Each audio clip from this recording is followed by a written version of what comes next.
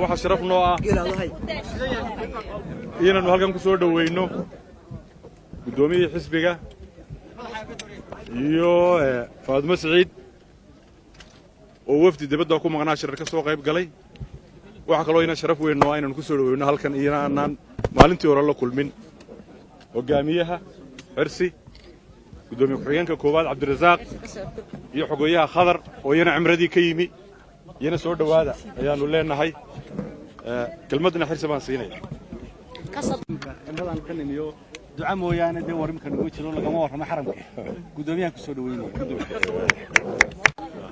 وصلى الله على سيدنا محمد وعلى آله وصحبه أجمعين والسلام يا دمان شعب غير سومالي لاند وعن لا يعيد ونكسن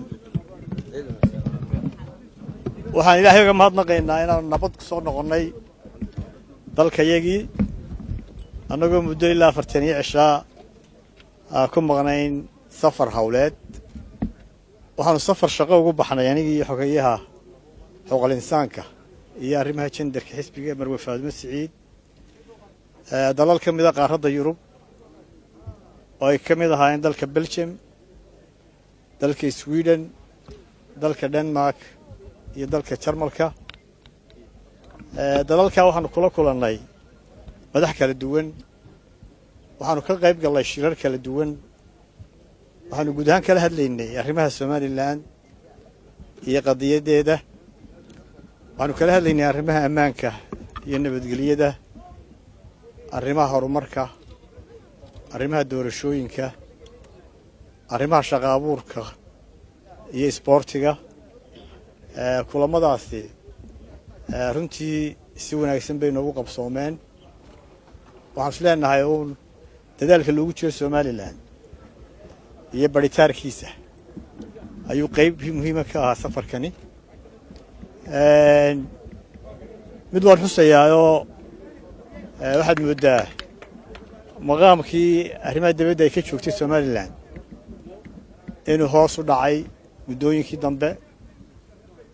ee xukuumadan kala dambeeyay joogeen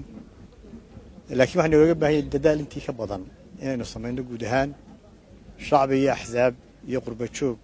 dhammaanteen xisbigu wuxuu diyaar u yahay inuu ka qayb qaato oo si buuxda uga qayb qaato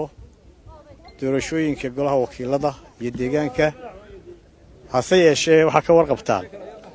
in xisbigu uu kalsoonidii kala noqday guddiga doorashooyinka qaranka marka sidaa daraaddeed sinaba u suurtogeli mayso in commission lagala noqday kalsoonidii doorashooyin dambe inoo qabto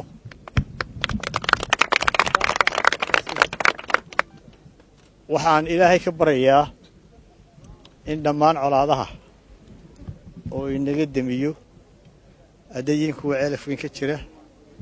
iyo hadday yihiin kuwa tukaraqba xisbigu qarankiisa iyo ciidankiisaba si buuxda u garab joogaa laakiin waxaan ku talinaynaa kulleyba qaybna ka qaadanaynaa inaynu dhammaan colaadaha nabadayno xisbiguna diyaar buu yahay taas waxaan u mahadnaqayaa dhammaan dad ka soo qayb galay soo dhaweynta iyo saxaafaddaba asalaamu calaykum waraxmatullahi wabarakaatu